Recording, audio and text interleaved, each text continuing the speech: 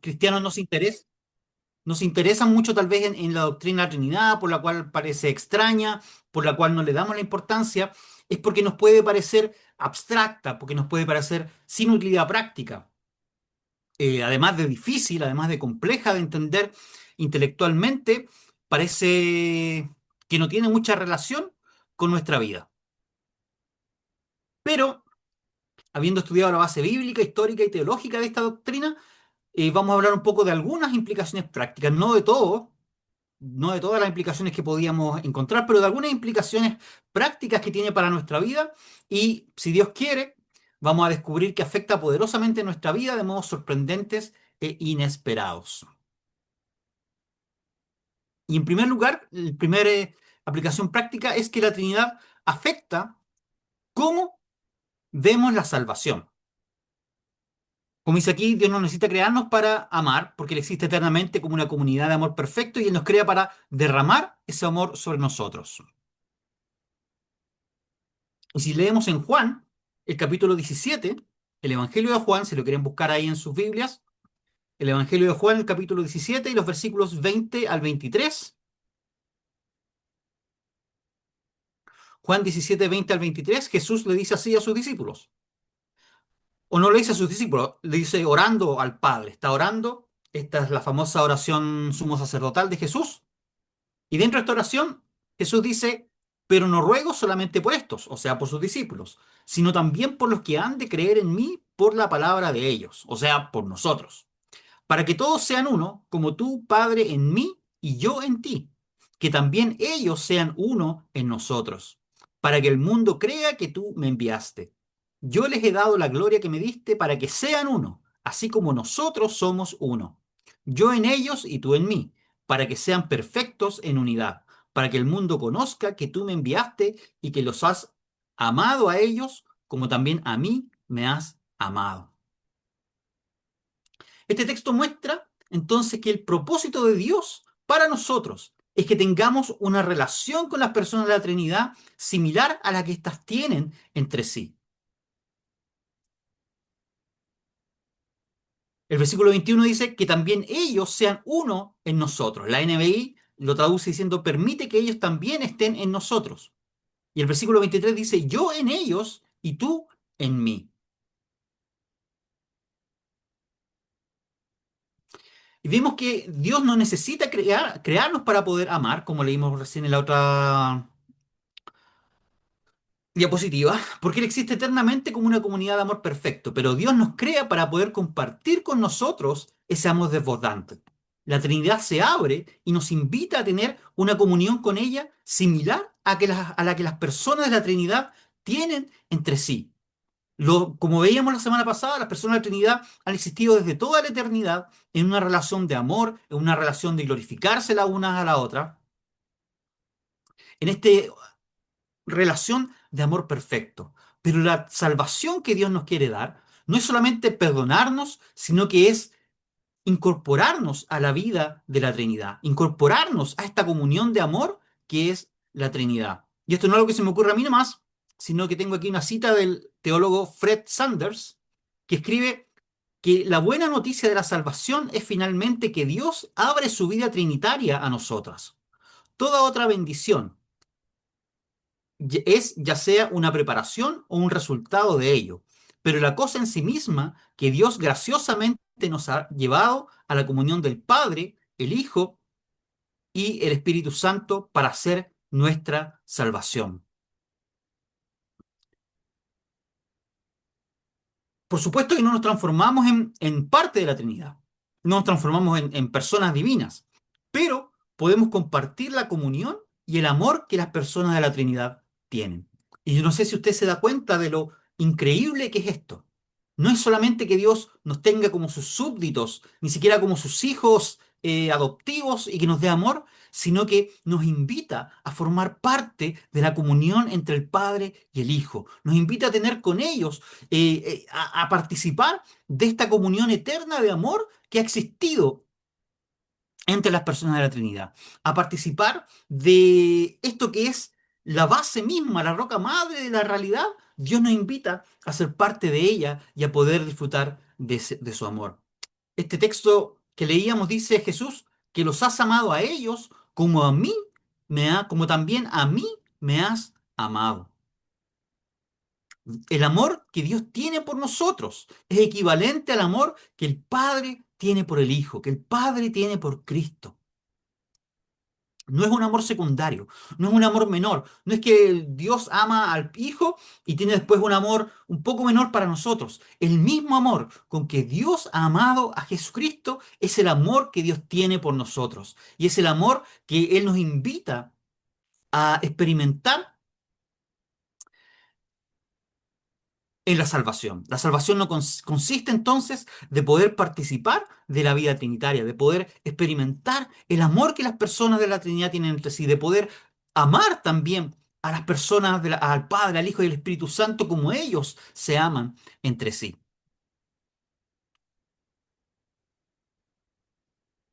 A veces se da entre los grupos, sobre todo en los colegios, a veces incluso en los grupos de jóvenes de la iglesia, que se forman grupos de amigos y que son grupos cerrados y que nadie más puede entrar y que algunos grupos comparten solo entre sí y, y no comparten con los demás, son grupos excluyentes.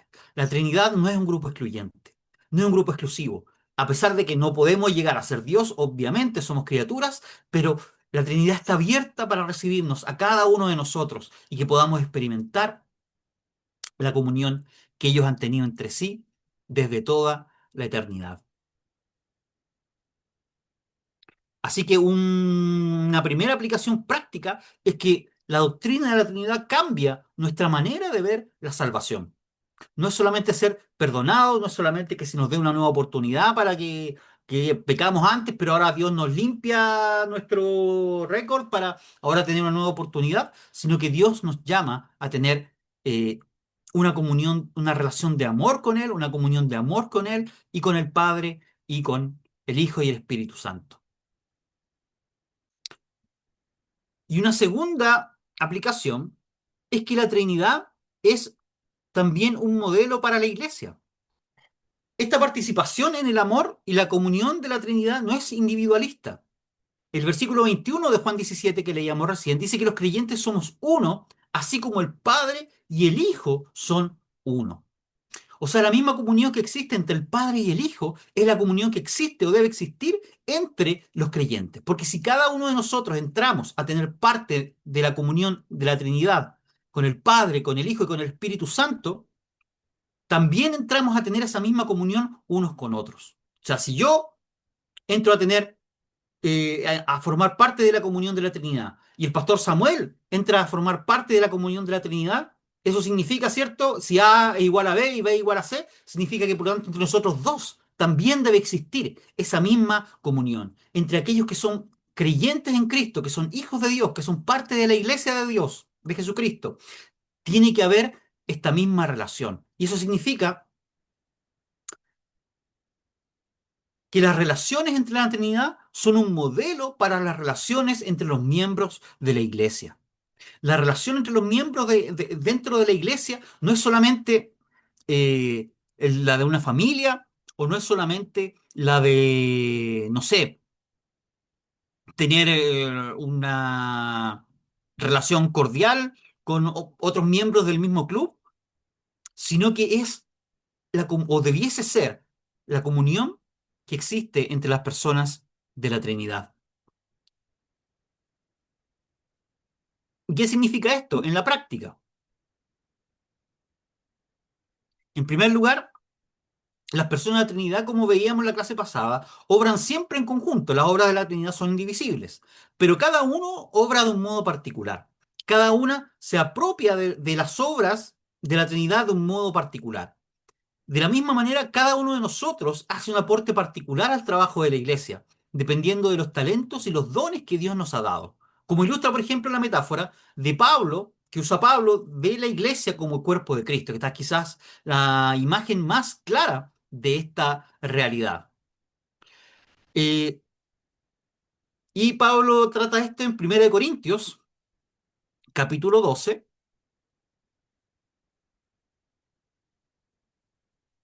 1 Corintios, capítulo 12, versículo 27, donde Pablo escribe: Vosotros, pues, sois el cuerpo de Cristo y miembros cada uno en particular. O sea, somos cada uno miembros dentro del cuerpo de Cristo y tenemos una función que cumplir, tenemos un rol dentro de este cuerpo particular según los dones que Dios nos ha dado. Esto tal vez queda más claro en Romanos. De hecho, todo este pasaje en 1 Corintios 12, si ustedes muchos lo saben ya y se recuerdan inmediatamente, es un pasaje donde Pablo habla de los dones espirituales. Pablo habla respecto al cuerpo de Cristo en relación a los dones del Espíritu y diciendo que los dones, según los dones que cada uno ha recibido de parte del Espíritu Santo, es el rol que debemos cumplir en la iglesia, es la función que cumplimos dentro de este cuerpo. Algo similar dice Pablo en Romanos, el capítulo 12, y los versículos 4 y 5, de nuevo tratando del tema de los dones espirituales.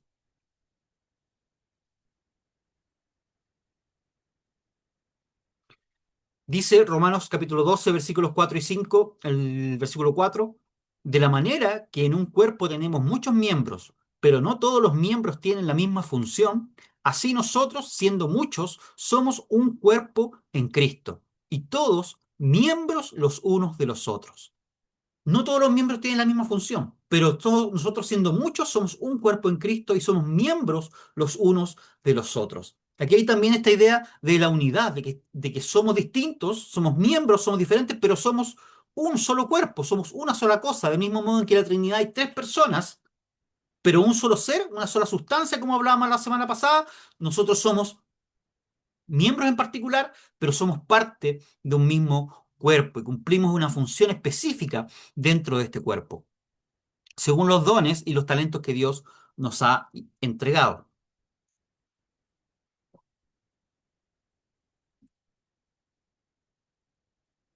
Y una segunda aspecto en el cual la Trinidad es un modelo para la relación de los creyentes dentro de la iglesia es que las personas de Trinidad, como veíamos la semana pasada, viven en una relación de perfecto amor unos con otros.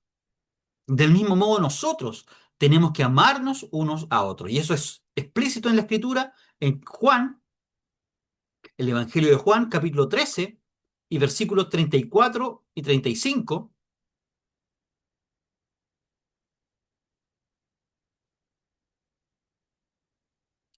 Juan, capítulo 13, versículos 34 y 35. Jesús le dice a sus discípulos: un mandamiento nuevo os doy, que os améis unos a otros como yo os he amado, que también os améis unos a otros. En esto conocerán todos que sois mis discípulos, si tenéis amor los unos por los otros.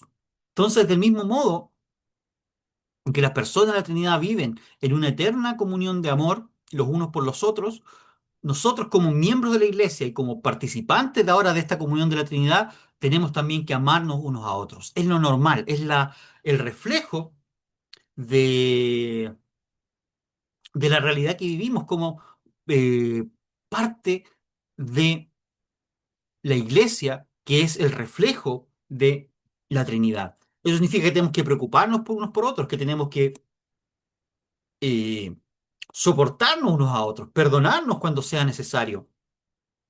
Tenemos que ayudarnos cuando estemos en dificultades, estar atentos a las necesidades de mi hermano para ver cómo puedo yo ayudar a satisfacer esas necesidades. Y de este mismo hecho de que las personas de la Trinidad se aman unos a otros, y decíamos en la clase pasada que el amor siempre busca el bien del otro, siempre busca el bien del ser amado. Las personas de la Trinidad se glorifican unas a las otras. Y veíamos que el Hijo busca glorificar al Padre, pero el Padre va a glorificar al Hijo, y el Padre y el Hijo van a enviar al Espíritu Santo, y el Espíritu Santo va a glorificar a Cristo. Hay una relación en que las personas de la Trinidad, en vez de buscar su propia gloria, su propio beneficio, están siempre buscando glorificarse unas a las otras. Están siempre buscando exaltarse unas a las otras.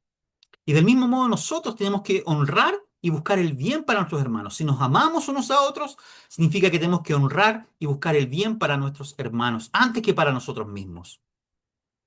Romanos capítulo 12, y versículo 10,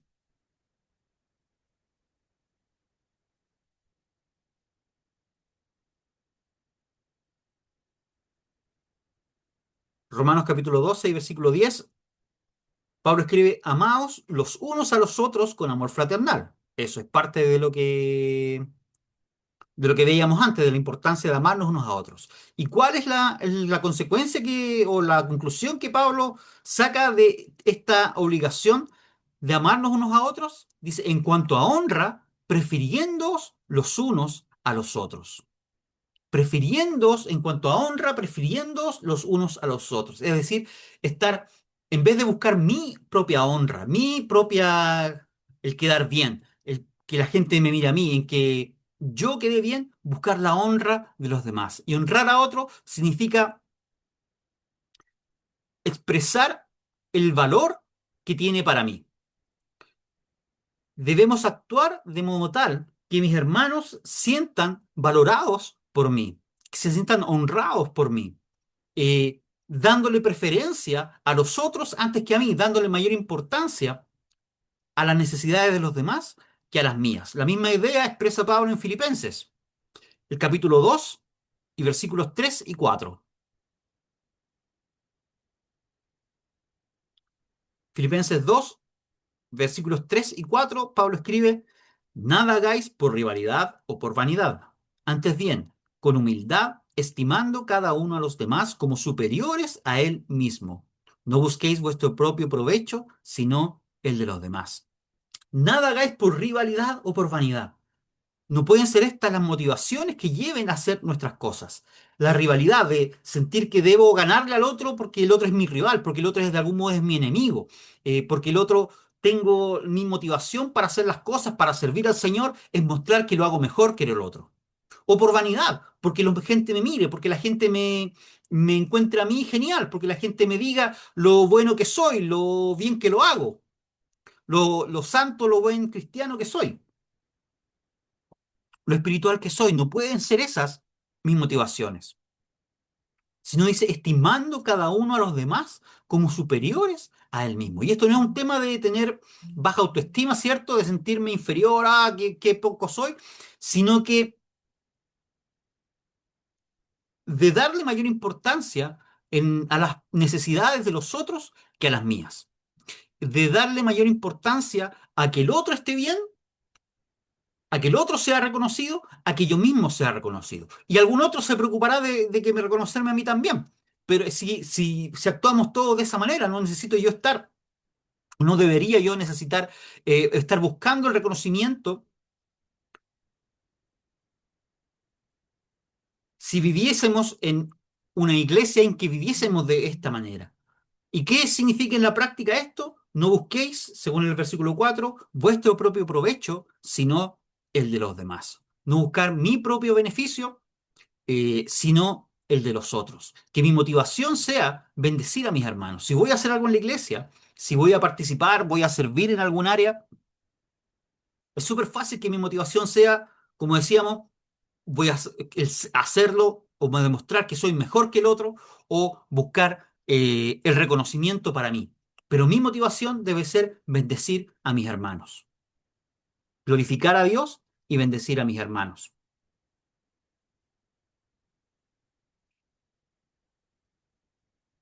Y la Trinidad, la Biblia muestra entonces la Trinidad como modelo de las relaciones dentro de la iglesia, entre los creyentes. Pero también se extiende a otras relaciones. Otras relaciones nuestras también se ven o debiesen verse afectadas por el modelo de la Trinidad. Y por ejemplo, de manera explícita, o más o menos explícita, la Biblia menciona el matrimonio como una relación que tiene que también o debería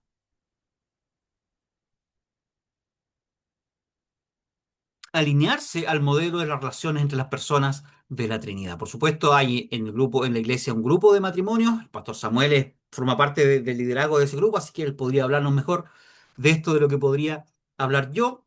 Pero en Génesis, capítulo 2 y versículo 24, Génesis capítulo 2 y versículo 24, después de narrarnos la creación de el primer hombre Adán y la primera mujer Eva, el narrador de Génesis nos dice, por tanto, dejará el hombre a su padre y a su madre, se unirá a su mujer y serán una sola carne. Dejará el hombre a su padre y a su madre, se unirá a su mujer y serán una sola carne. Y vemos entonces que de manera análoga a la Trinidad, el marido y la mujer son seres distintos, pero de algún modo misterioso, al contraer matrimonio, se unen en un solo ser. La nueva versión internacional traduce este versículo diciendo, se funden en un solo ser. Y más allá de esta analogía que podríamos hacer entre lo que enseña este verso, que serán una sola carne, y la Trinidad, el apóstol Pablo vincula en 1 Corintios capítulo 11 y versículo 3, Pablo vincula directamente la relación entre los cónyuges a la relación entre las personas de la Trinidad. Y en 1 Corintios capítulo 11 versículo 3, Pablo escribe, ahora bien, quiero que entiendan que Cristo es cabeza de todo hombre, mientras que el hombre es cabeza de la mujer, y Dios es cabeza de Cristo. Fíjense entonces, el hombre es cabeza de la mujer y Dios es cabeza de Cristo. O sea, la relación entre los cónyuges es análoga a la relación entre el padre y el hijo. ¿Qué significa esto de ser cabeza? Es una cuestión que es súper debatida entre los autores, entre los intérpretes exactamente qué significa esta relación de cabeza, pero lo que sí podemos decir es que, por lo tanto, la relación entre el marido y la mujer en el matrimonio debe modelarse según la relación entre el padre y el hijo. La relación entre el marido y la mujer debiese modelarse entre la relación según la relación entre el padre y el hijo. De este modo, tal como veíamos antes, deberían amarse incondicionalmente, como se aman las personas de la Trinidad, y debiesen honrarse el uno al otro, buscando el beneficio del otro antes que el propio dentro de la relación entre marido y mujer.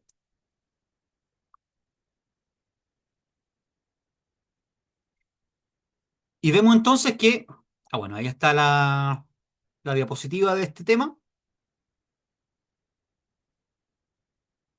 Y vemos que lejos de ser una doctrina abstracta o inútil, la doctrina de la Trinidad afecta profundamente nuestra vida espiritual y nuestras relaciones. En cuanto a la salvación, nos invita a participar y experimentar de la misma comunión de amor que fluye eternamente dentro de la Trinidad. Dentro de la Iglesia nos enseña que la diversidad de funciones en el cuerpo de Cristo debe operar bajo una cultura de amor perfecto y honra mutua. Y en el matrimonio, provee el diseño original de cómo dos personas distintas pueden operar en amor incondicional como un solo ser. Entonces, comprender la Trinidad, la doctrina de la Trinidad, es descubrir el plano maestro de nuestras relaciones. Dios nos diseñó a su imagen y semejanza, y esto implica, entre otras cosas, que nos diseñó para vivir en comunión, en relación, y no en relación, en comunión como a nosotros nos ocurre, sino que en una comunión que refleje la realidad de la comunión dentro de las personas de la Trinidad. Y con eso terminamos la doctrina de la Trinidad y la doctrina de Dios. Espero que haya sido eso de bendición, sobre todo que esta doctrina de la Trinidad podamos comprender que es práctica en nuestra vida, y esto solamente son tres aplicaciones que hicimos, pero pueden haber más. De hecho, estaba estos días leyendo un libro que hablaba sobre cómo la Trinidad debiese moldear nuestra vida de oración, como nuestra vida de oración debiese moldearse en relación a la Trinidad, porque éramos al Padre a través del Hijo y en el poder del Espíritu Santo. La Trinidad moldea nuestra vida de oración también, y podríamos buscar un montón de otras aplicaciones. Pero con esto terminaríamos la, la doctrina de la Trinidad y comenzaríamos un nuevo tema. Y terminaríamos también el tema de teología propia de la doctrina de Dios, Y el nuevo tema, o el último tema que vamos a ver, es el de la doctrina de los ángeles y los demonios, de angelología y demonología. Yo sé de alguien que andaba por ahí que estaba ansiosa por ver este tema, que era lo que más le interesaba, así que vamos a ver si estamos a la altura de la,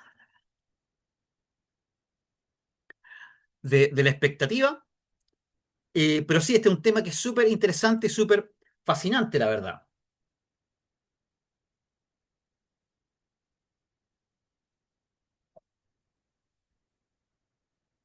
Y el tema que vamos a tratar entonces ahora es la doctrina de los ángeles y los demonios. Y esta pertenece propiamente a la doctrina de las obras de Dios. Es parte de la creación de Dios, son el mundo espiritual, el plano espiritual, la realidad espiritual, y es parte entonces de lo que vamos a estudiar. Y el tema de los ángeles y los demonios es fascinante, pero lamentablemente tenemos mucha menos información de lo que quisiéramos tener. O sea, es súper interesante y es súper misterioso, fascinante. Nos gustaría conocer este mundo, pero la Biblia no nos da, lamentablemente, toda la información que quisiéramos tener. En la Biblia hay muchas referencias a los ángeles. No se me ocurrió buscar cuántas referencias a los ángeles hay, pero hay muchas. Pero estas son siempre incidentales. Es decir, los ángeles nunca son el centro de atención, nunca es lo que se está enseñando. No hay un capítulo de la Biblia que sea el capítulo donde se enseña sobre los ángeles, sino que siempre se les menciona como de pasada. Cuando la Biblia está tratando otros temas, está contando una historia y aparece un ángel, o está hablando acerca de la salvación y se menciona un ángel, o está hablando de algún tema, y de pasada, como se mencionan los ángeles, pero no hay una enseñanza directa, expresa, por decirlo así, acerca de estos seres, tampoco de los demonios. Eh, Así que de algún modo tenemos que ir de lo que se va diciendo justamente de pasada, ir armando una imagen respecto a los ángeles, y por eso tal vez no es posible como crear una teoría completa de los ángeles, sino que limitarnos a lo que va enseñando la Biblia. Y a causa de esto,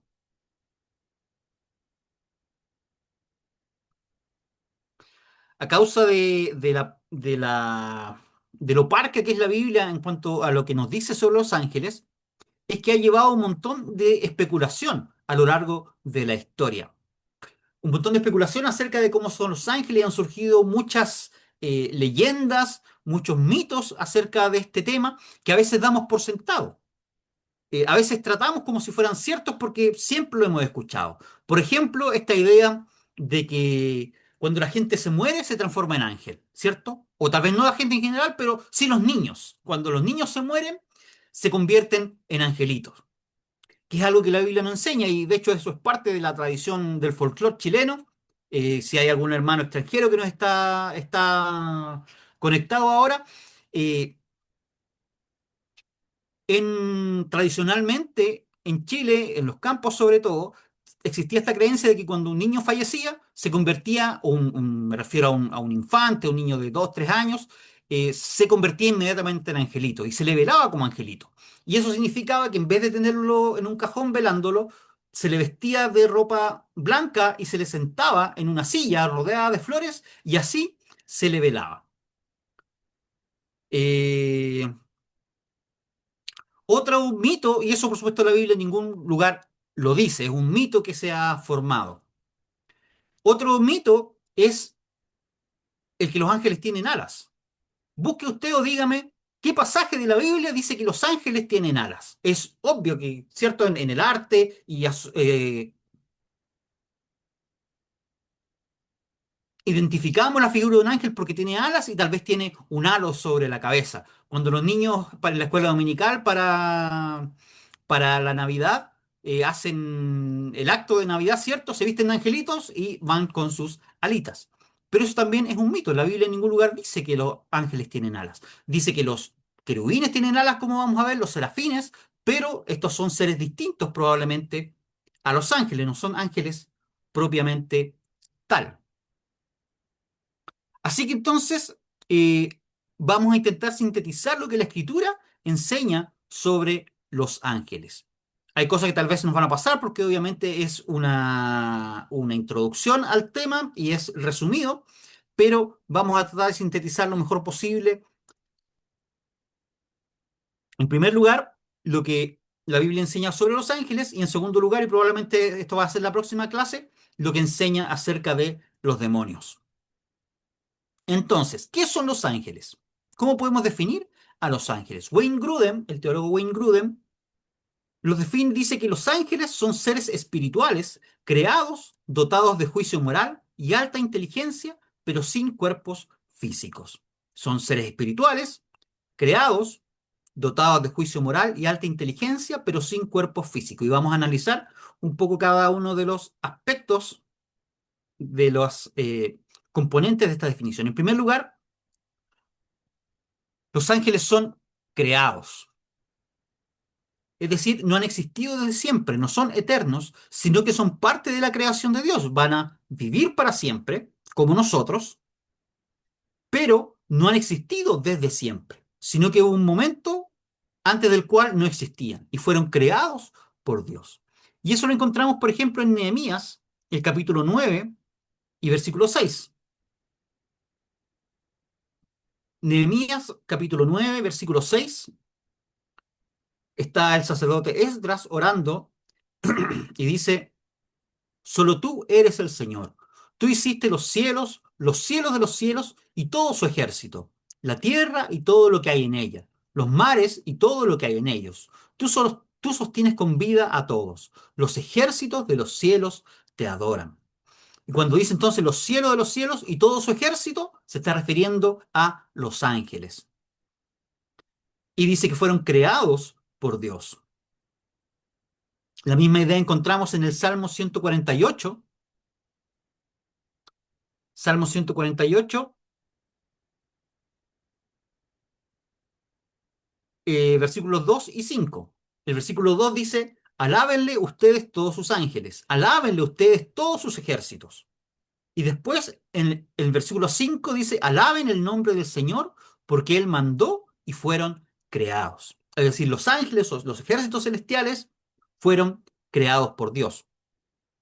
Y la misma enseñanza encontramos en el Nuevo Testamento, por ejemplo, en el libro de Colosenses, la epístola de San Pablo a los Colosenses, el capítulo 1 y el versículo 16, que no aparece, me parece en la... Ah, sí, ahí aparece en la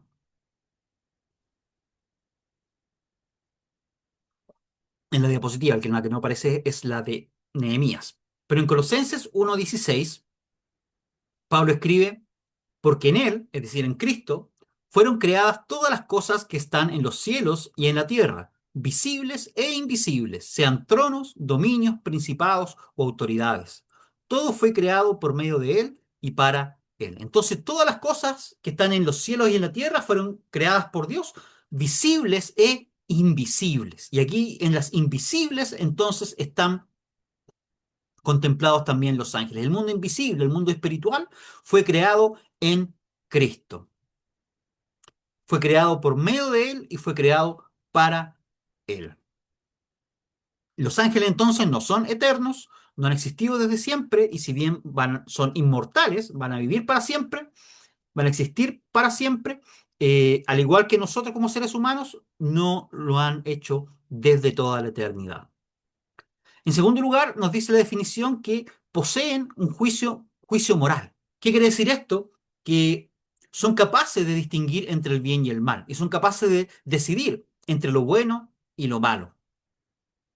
¿Y cómo sabemos esto? ¿Cómo lo sabemos?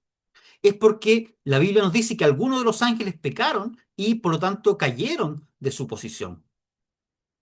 Y esto lo encontramos en, por ejemplo, en Segunda de Pedro, capítulo 2, Segunda de Pedro, capítulo 2 y versículo 4.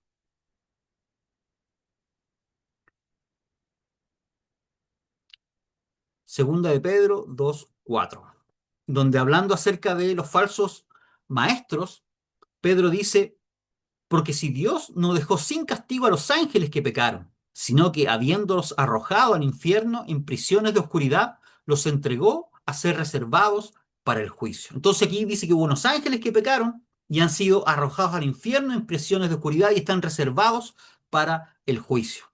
Y la misma idea la encontramos en el libro de Judas. El libro de Judas 6, versículo 6. Judas no tiene capítulos porque es tan cortito que tiene un puro capítulo, así que se identifica solamente por el versículo. Judas 6 dice, también a los ángeles que no guardaron su primer estado, sino que abandonaron su propia morada, los ha reservado bajo tinieblas en prisiones eternas para el juicio del gran día. Entonces, los ángeles poseen juicio moral, son capaces de distinguir lo bueno y lo malo y son capaces de decidir por lo bueno y lo malo. Y algunos de ellos, lamentablemente, han decidido por el mal y han sido castigados por eso. Lo otro que nos dice esta definición es que son seres altamente inteligentes. Y eso lo vemos en el hecho que pueden hablar, pueden comunicarse, como los seres humanos. Y poseen y adoran también a Dios como los seres humanos. Por lo tanto, no son como los animales, sino que son seres racionales como nosotros. Y de hecho se destaca su gran inteligencia. En 2 de Samuel, capítulo 14 y versículo 20,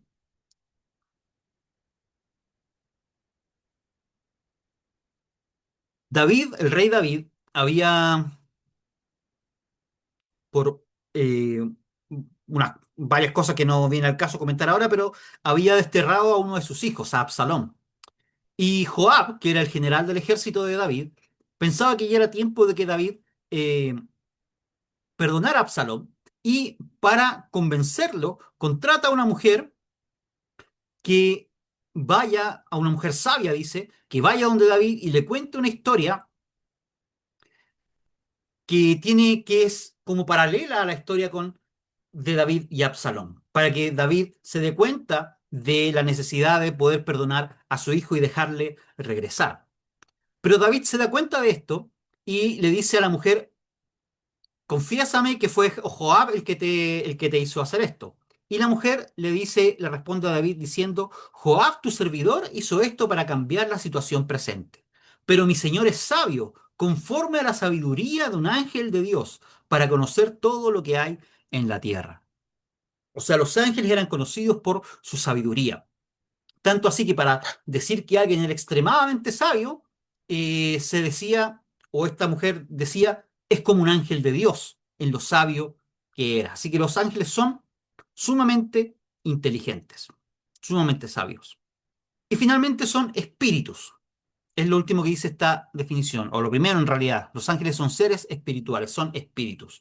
Y eso significa que carecen de un cuerpo físico, son seres inmateriales. Esto lo encontramos, por ejemplo, en Hebreos. Hebreos capítulo 1 y versículos 13 y 14. La epístola a los Hebreos, capítulo 1, 13 y 14, dice el versículo 13, ¿y a cuál de sus ángeles ha dicho Dios jamás? Siéntate a mi diestra hasta que ponga a tus enemigos por estrado de tus pies. ¿Acaso no son todos espíritus servidores enviados para ministrar a favor de los que han de heredar la salvación? Aquí dice, son espíritus servidores o espíritus ministradores, dice, me parece otra traducción. Son seres espirituales. Y a causa de esto, de ser seres inmateriales, normalmente no pueden ser vistos. Normalmente no se ve a los ángeles, a menos que Dios otorgue una habilidad especial para verlos. Por ejemplo, en Números, el capítulo 22, nos cuenta la historia de Balaam. Eh, el pueblo de Israel iba camino a la tierra prometida y pasa por cierto territorio, y el rey de este territorio llamado Balac tiene miedo de los israelitas, tiene miedo de este tremendo pueblo que va a pasar por sus tierras, así que contrata al profeta Balaam para que vaya y los maldiga al pueblo de Israel. Y cuando va entonces Balaam a cumplir con esta misión que le había dado el rey, bueno, pasan varias cosas. dice que iba en su asna y el asna ve que hay un ángel de Dios que está en el camino y trata de correrse. Balaam no sabe por qué. El asna lo está empujando contra el costado del cerro. Y bueno, dice que cuenta la historia que Dios le da la capacidad al asna de hablar y le pregunta por qué lo trata así. Y entonces, dice el versículo, capítulo 22 versículo 31 dice, entonces el Señor abrió los ojos a Balaam, y él vio al ángel del Señor de pie en el camino con su espada desenvainada en su mano. Balaam se inclinó y se postró sobre su rostro. Y el punto es entonces que Balaam no podía ver al ángel, y Dios tuvo que abrir sus ojos, tuvo que darle la capacidad especial para poder ver a este ángel.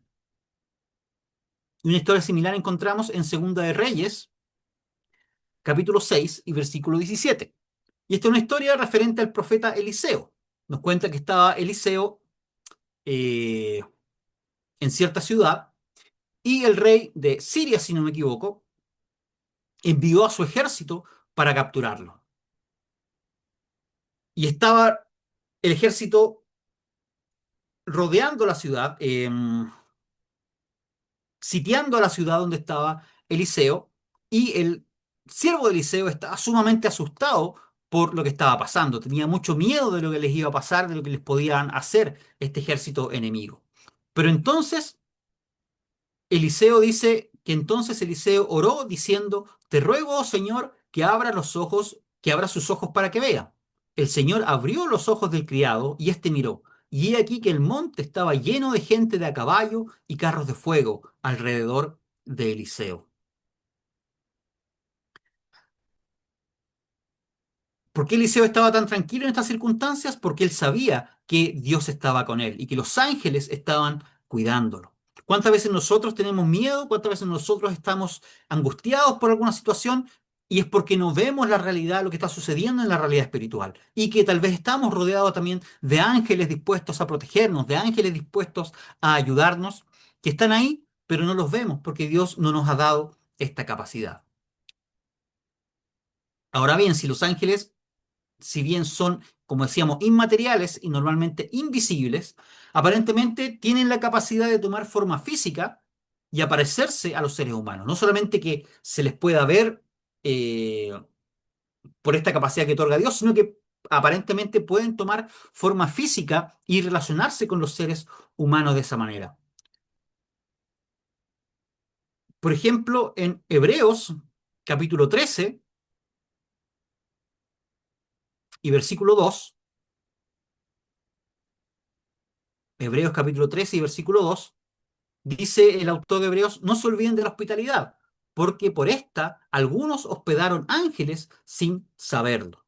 O sea, y les está diciendo entonces, reciban a gente, a extranjeros, probablemente se refiere a creyentes que viajaban de un lugar a otro, y le está exhortando a los hermanos a recibirlos en sus casas, y parte de la motivación es decirle, mire, porque algunos hospedaron ángeles sin saberlo. Puede que usted hospede a un ángel y la persona a la que está hospedando, usted no lo sabe, pero en realidad es un ángel. Y esta cita probablemente hace referencia, entre otras, a Génesis capítulo 18, donde nos dice que el Señor y dos ángeles visitan a Abraham. Y Abraham les da de comer y ellos comen. Los ángeles comen, mostrando que habían tomado una forma física, material, que no era solo una visión que estaba teniendo Abraham de los ángeles y del Señor, sino que esto realmente lo visitaron en forma física.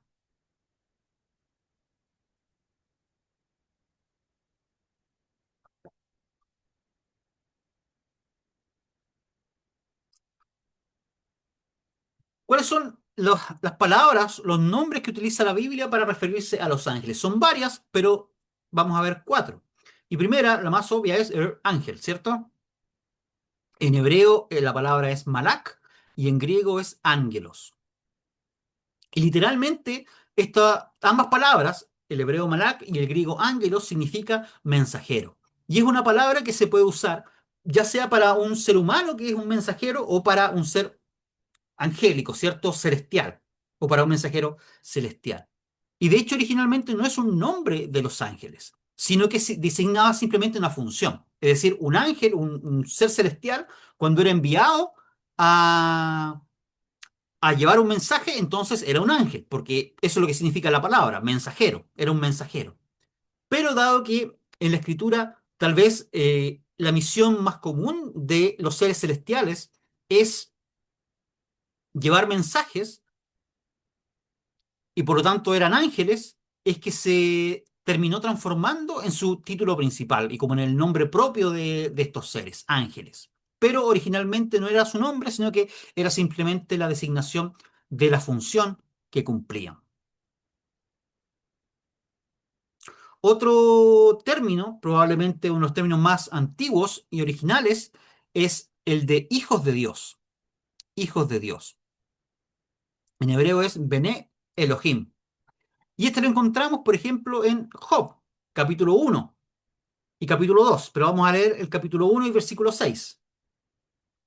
Job, capítulo 1 y versículo 6, dice: Aconteció cierto día que vinieron los hijos de Dios para presentarse ante el Señor, y entre ellos vino también Satanás. Y es claro por el contexto de que está hablando aquí del cielo, y que los hijos de Dios entonces son los ángeles que vienen a presentarse ante Jehová, ante el Señor. Y entre ellos vino Satanás, y después hay toda una conversación entre Dios, entre Jehová y Satanás, que va a dar lugar a las acciones y de la historia de Job.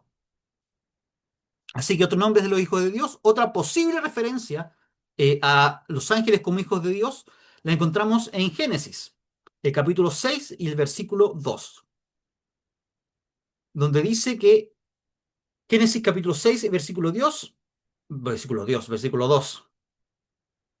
dice: Y viendo los hijos de Dios que las hijas de los hombres eran bellas, tomaron para sí mujeres, escogiendo entre todas. ¿Por qué digo que es posible?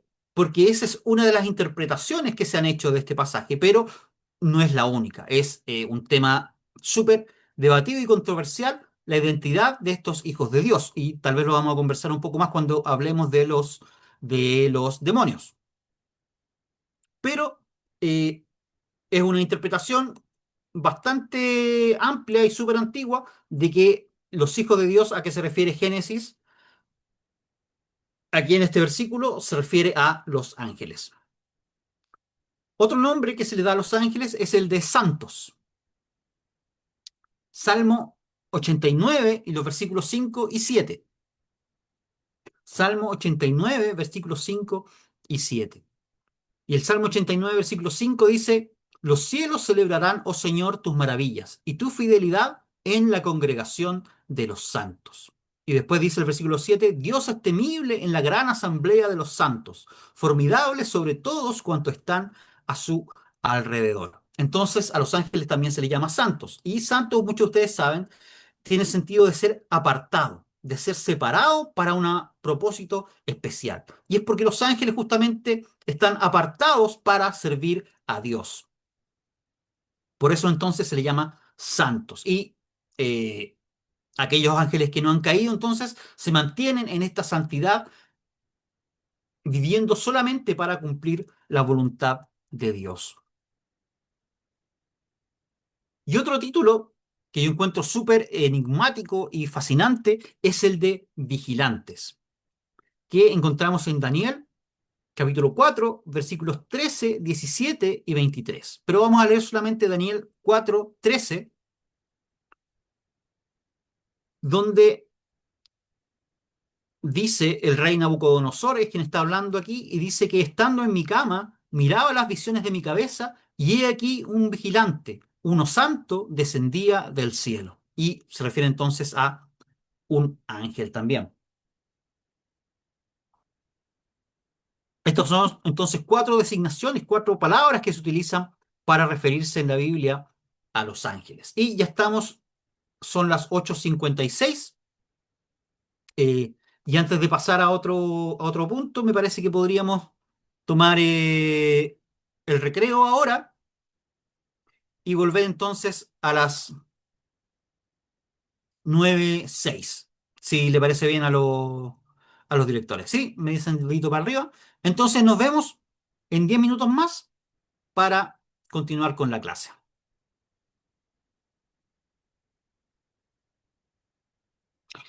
Entonces estamos hablando de los ángeles, vimos algunas de las palabras que se utilizan en la Biblia para designar a los ángeles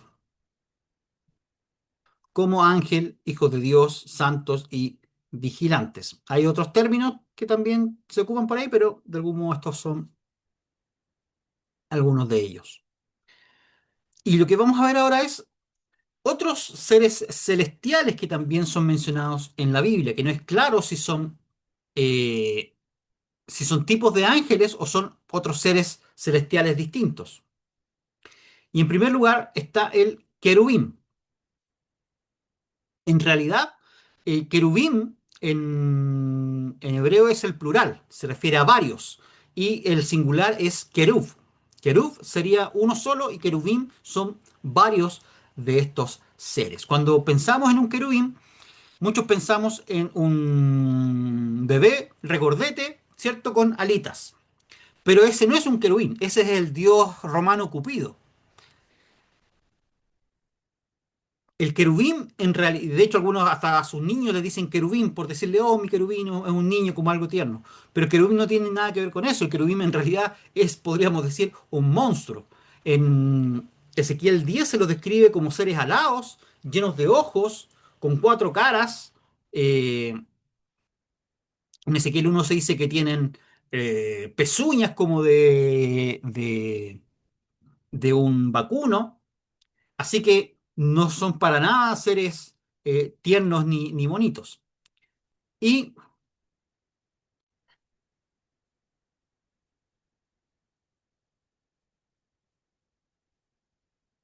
como dice aquí, su función principal es guardar la santidad de Dios, son guardianes del trono y siempre tiene esta función de guardar, de proteger el trono de Dios. Recibieron, por ejemplo, la tarea de guardar la entrada al jardín del Edén en Génesis 3:24 para que Adán y Eva, después que pecaron y fueron expulsados del jardín del Edén, se pone un querubín para guardar la entrada para que no pudieran regresar y comer del árbol, después de haber comido del árbol del conocimiento del bien y del mal, no pudieran comer del árbol de la vida y así vivir para siempre. Se dice también que Dios está entronado sobre los querubines o que viaja sobre ellos como en un carro. Y eso lo encontramos, por ejemplo, en el Salmo 18:10 y en Ezequiel capítulo 10 y versículos 1 al 22. Todo el capítulo en realidad describe a los querubines y a cómo Dios viaja sobre ellos como si fuera en un carro. Y sobre el arca del pacto, que estaba en el lugar santísimo del tabernáculo y después del templo, habían dos figuras de oro de querubines, eh, con las alas extendidas, desde en medio de los cuales Dios hablaba con Moisés. Eso lo encontramos en Éxodo 25:22. Más tarde, cuando se construyó también el templo, se construyeron dos estatuas, se puso dos estatuas de querubines en la entrada del lugar santísimo. Y entonces eh, tienen esta función de ser guardianes del trono de Dios. Y el otro ser celestial que también se menciona en la Biblia son los serafines. De nuevo pasa lo mismo, serafín es el plural y el singular es seraf o saraf. Y son mencionados en Isaías, el capítulo 6 y versículo 2 al 7. Isaías 6 2 al 7, vamos a leer Isaías 6 del 1 al 3. En Isaías 6, del 1 al 3, dice que en el año en que murió el rey Usías, vi yo al Señor sentado sobre un trono alto y sublime, y el borde de sus vestiduras llenaba el templo. Por encima de él había serafines. Cada uno tenía 6 alas, con dos cubrían sus rostros, con dos cubrían sus pies, y con dos volaban. El uno proclamaba al otro diciendo, Santo, Santo, Santo es el Señor de los ejércitos. Toda la tierra está llena de su gloria. Entonces se describe teniendo 6 alas, con dos cubren sus rostros y con dos sus pies, probablemente en señal de respeto de estar delante de la presencia de Dios. Y su función, al parecer, es adorar a Dios continuamente. declarando entonces su santidad. Santo, santo, santo es el Señor de los ejércitos. Y otro ser celestial que menciona la Biblia son los seres vivientes, mencionados en Apocalipsis capítulo 4 y versículos 6 al 8. Apocalipsis 4, versículos 6 al 8, dice Juan: y delante del trono hay como un mar de vidrio, semejante al cristal. Junto al trono y alrededor del mismo hay cuatro seres vivientes llenos de ojos por delante y por detrás. El primer ser viviente es semejante a un león, y el segundo ser viviente es semejante a un becerro, y el tercer ser viviente tiene cara como de hombre, y el cuarto ser viviente es semejante a un águila volando. Cada uno de los cuatro seres vivientes tiene seis alas, y alrededor y por dentro están llenos de ojos. Ni de día ni de noche cesan de decir: Santo, santo, santo es el Señor Dios Todopoderoso, que era y que es y que ha de venir. Entonces estos seres vivientes también son mencionados en Apocalipsis, y si nos fijamos son como una mezcla entre los querubines y los serafines. Como los querubines, ¿cierto? Están cubiertos de ojos, dice, y tienen eh, rostro de animales. Y como los serafines tienen seis alas y están proclamando siempre: Santo, santo, santo es el Señor.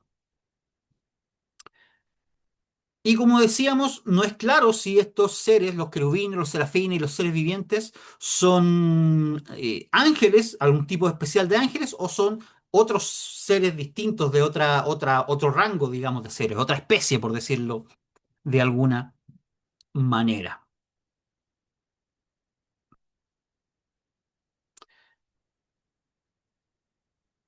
Jerarquía de los ángeles. Parece haber una cierta jerarquía entre los ángeles. No todos parecen estar al mismo nivel, en la misma posición, sino que hay algunos que parecen tener una posición más elevada, de mayor autoridad, quizás de mayor de autoridad sobre otros ángeles. Y sabemos esto en primer lugar porque Miguel, el ángel Miguel, es llamado arcángel en Judas 9. Y esta palabra arcángel viene justamente de ángel, y arqué, que significa primero, y por lo tanto significa en griego el primero de los ángeles. Sugiere una posición de superioridad sobre otros ángeles.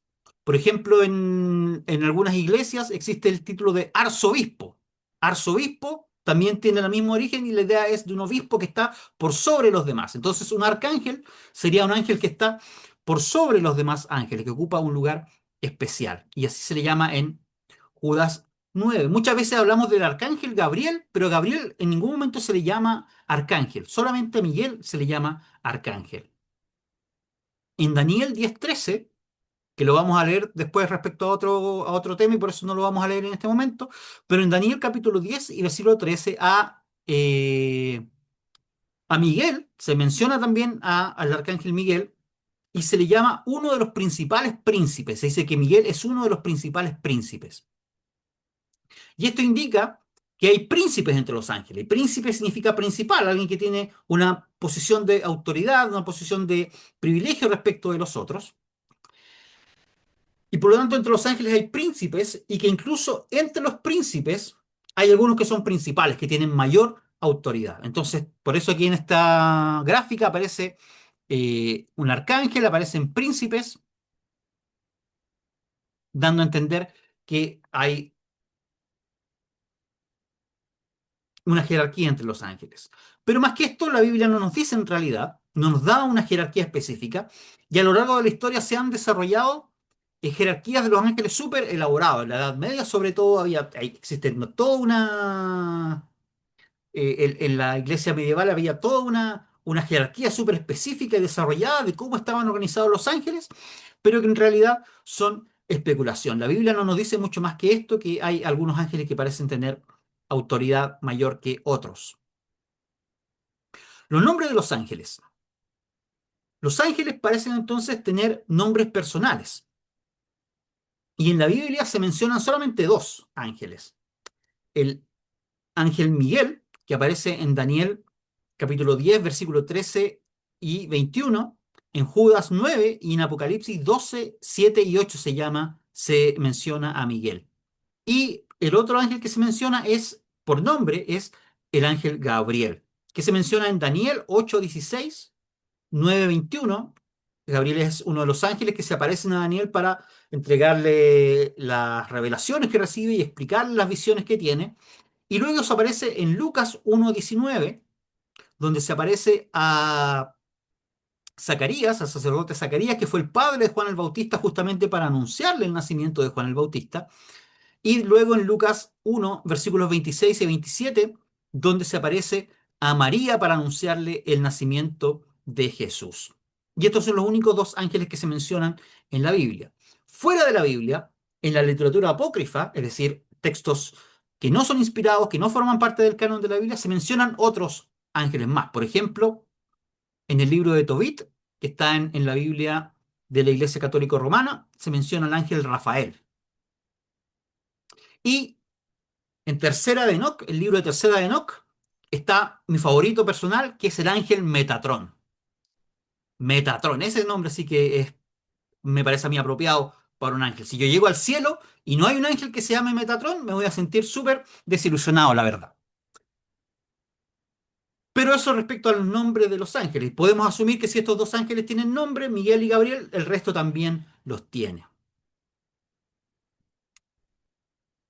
Los ángeles, en cuanto a sus atributos, no son omnipresentes. No son omnipresentes. No están en todo lugar, sino que están limitados al espacio y al tiempo. Y esto lo sabemos en primer lugar porque se nos dice que se desplazan de un lugar a otro. En Lucas, capítulo 1, versículo 26,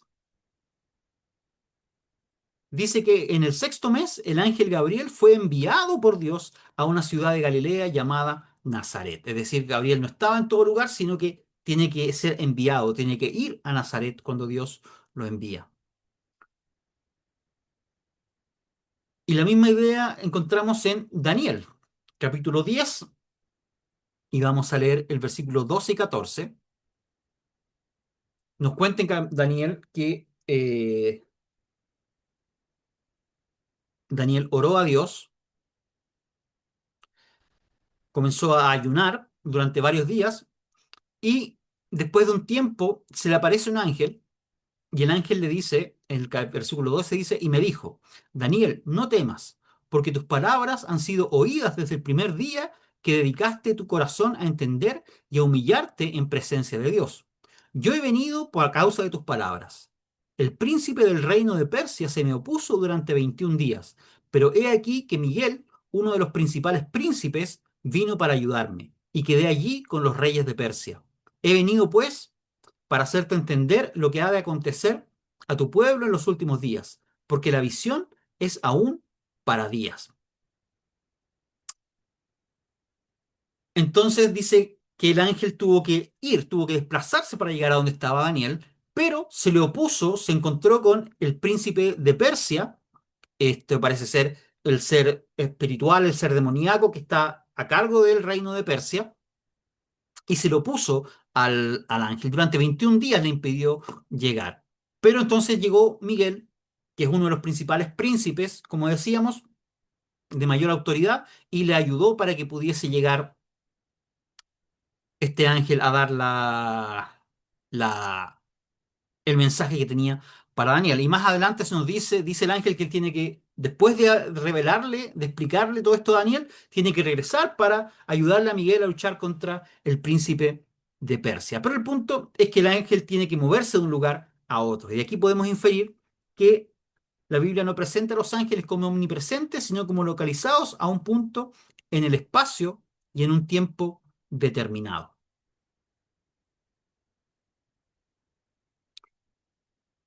¿Cuál es el número de los ángeles? La escritura no nos da un número exacto de los ángeles, pero sin duda indica que tienen que ser muchísimos. Deuteronomio capítulo 33 y versículo 2 dijo, Jehová vino de Sinaí y de Seir les esclareció, resplandeció desde el monte de Parán y vino de entre 10 millares de santos con la ley de fuego a su mano derecha. Salmo 68:17. El Salmo 68, versículo 17. Dice, los carros de Dios se cuentan por veintenas de millares de millares. El Señor viene de Sinaí a su santuario. Entonces son veintenas de millares de millares. Finalmente en Apocalipsis, capítulo 5 y versículo 11, Juan el vidente dice, y miré y oí la voz de muchos ángeles alrededor del trono, y de los seres vivientes, y de los ancianos, y su número era millones de millones. Es decir, hay al menos millones de ángeles, o sea, billones de ángeles.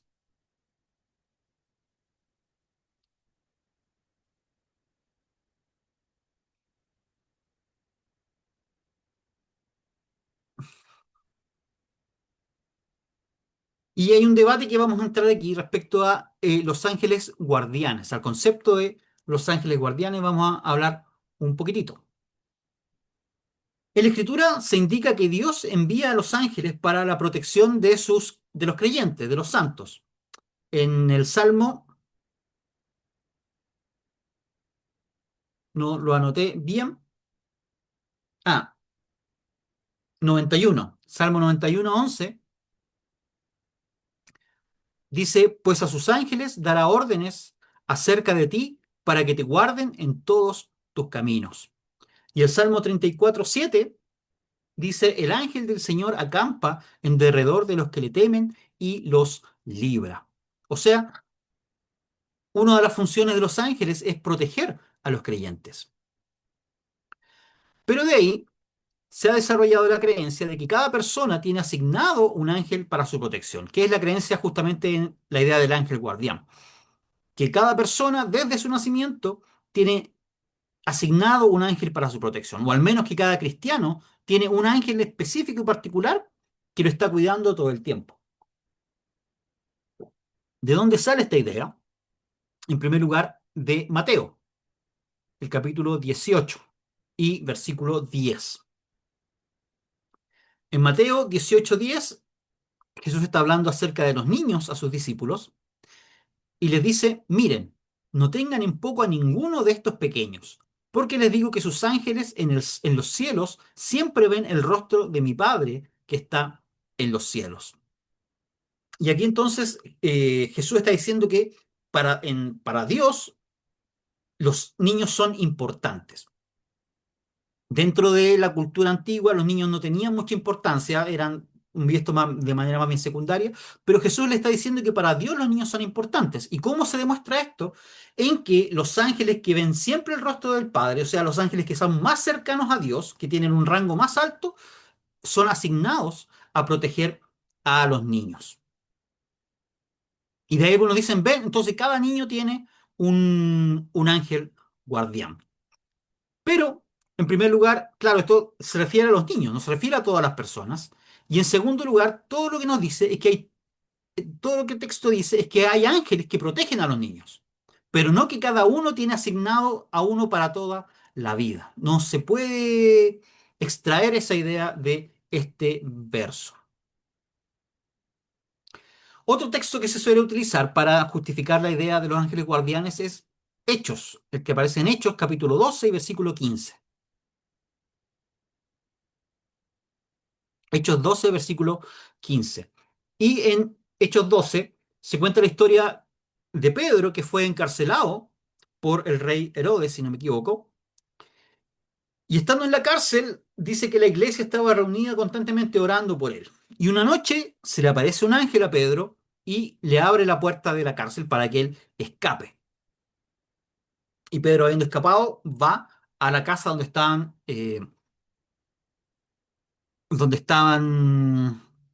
orando los hermanos y toca la puerta. Y va una muchacha a la puerta y ve que es Pedro, o escucha que es Pedro, y en vez de abrirle, vuelve para adentro a decir, es Pedro el que está en la puerta. Mientras Pedro estaba afuera muerto de frío y en peligro de que lo atraparan en cualquier momento. Y dice entonces en Hechos capítulo 12, versículo 15, que ellos le dijeron a la muchacha, estás loca. Pero ella insistía que así era. Entonces ellos decían, es su ángel. O sea, es el ángel de Pedro. No es Pedro, no puede ser Pedro porque Pedro está en la cárcel, a pesar de que ellos estaban orando para que Pedro fuera liberado, pero no lo pueden creer y dicen tiene que ser su ángel que está ahí. Y de ahí entonces algunos dicen, ah, ven, Pedro tenía un ángel, por lo tanto cada persona tiene un ángel. Pero este texto tampoco nos dice que cada persona tenga un ángel. Puede ser que era lo que creían los discípulos, ¿cierto? Pero aquí el autor solamente está citando lo que los discípulos dijeron, pero no expresa su aprobación de esta creencia. ¿Recuerdan cuando hablábamos acerca de la autoridad de la escritura y la inerrancia de la escritura? Decíamos que a veces la escritura puede citar lo que dice alguien, pero no necesariamente lo está aprobando, lo está enseñando. Y aquí puede pasar algo así. El autor cita lo que dicen los discípulos en ese momento, pero no necesariamente lo está aprobando, lo está enseñando como si fuera cierto. Entonces, aunque es posible que esta creencia en los ángeles guardianes sea correcta, la Biblia no lo niega tampoco explícitamente, tampoco lo enseña de manera clara. Así que no podemos hacer una doctrina de esta idea. Otro punto respecto de los ángeles, que está un poquito más atrás, es que los ángeles no se casan, como Jesús enseñó en Mateo capítulo 22 y versículo 30. En Mateo capítulo 22 nos cuenta que un grupo de los saduceos, que eran un grupo, una secta dentro de los judíos, que no creía en los ángeles y no creía tampoco en la resurrección, no creía en la vida después de la muerte ni en la resurrección, y le plantean un dilema, diciéndole, hubo una mujer que se casó con 7 hermanos seguidamente, y entonces le preguntan, en la resurrección, ¿de quién va a ser el marido? Básicamente es demostrar lo absurdo que era para ellos la idea de la resurrección, planteando este problema. ¿De quién va a ser el marido si estuvo casada con los 7 cuando sea la resurrección?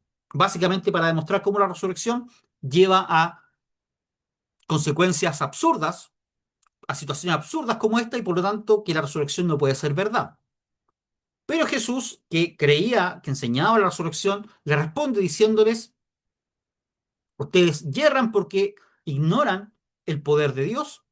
Y les dice en Mateo 22:30, porque en la resurrección no se casan ni se dan en casamiento, sino que son como los ángeles que están en el cielo. Esto indica entonces que los ángeles no tienen relaciones familiares como las humanas. Hay gente que dice que la Biblia enseña que los ángeles no tienen sexo, y eso la Biblia no lo enseña, no lo dice en ninguna parte. Pero es algo que se podría inferir de este pasaje. Dado que los ángeles no se casan, ¿cierto? Y eh, en la Biblia la sexualidad debe darse dentro del matrimonio, entonces si los ángeles no se casan, entonces no habría razón para que tuvieran órganos sexuales y por lo tanto los ángeles, en ese sentido tal vez podemos inferir que no debiesen tener sexo, pero no es algo que la Biblia diga de manera explícita. Esto sugiere entonces que los ángeles no se reproducen, ¿cierto? Sino que serían creados cada uno directamente por Dios. A diferencia de nosotros, que Dios creó a una pareja original, Adán y Eva, y de ahí venimos todos nosotros, los ángeles serían creados directamente cada uno por Dios, de manera directa. Pero más allá de eso no tenemos información, la verdad, y solo podríamos especular.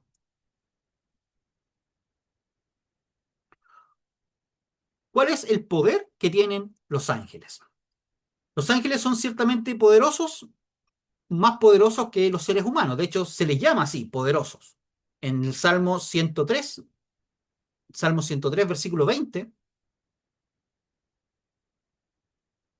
dice el salmista, bendigan al Señor ustedes, sus poderosos ángeles, que ejecutan su palabra obedeciendo la voz de ella. Entonces aquí se les llama como poderosos. En segunda de Pedro, capítulo 2 y versículo 11,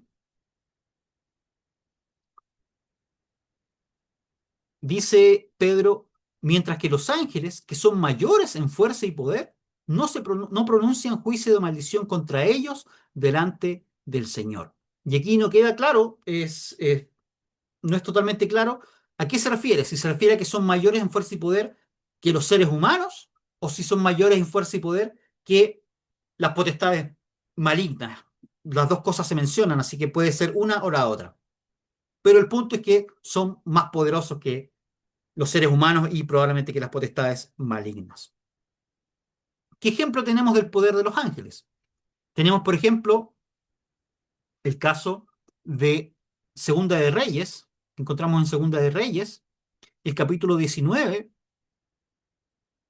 y versículo 35,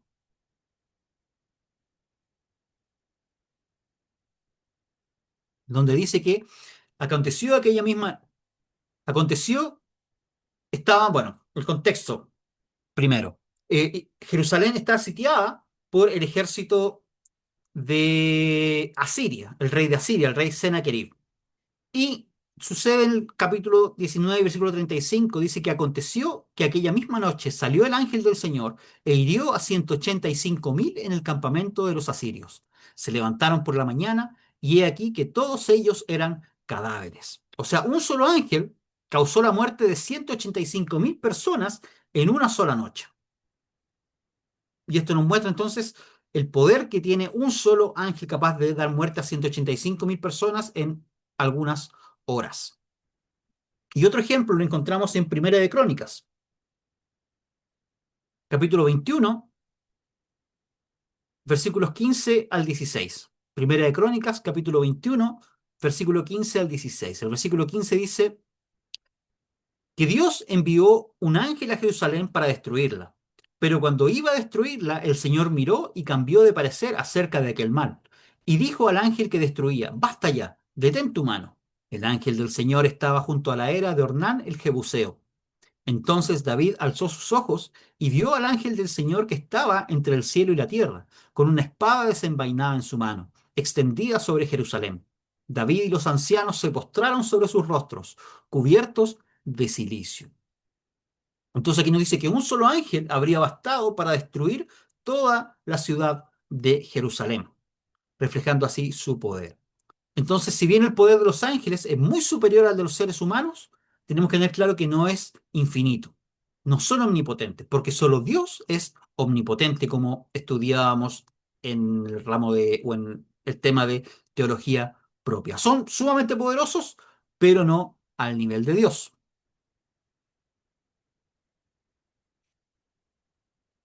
Y un tema súper interesante es el tema del ángel del Señor. Muchas veces cuando se utiliza la expresión un ángel del Señor, se refiere a un ángel, simplemente a un ángel enviado por Dios, a un ángel que es de Dios.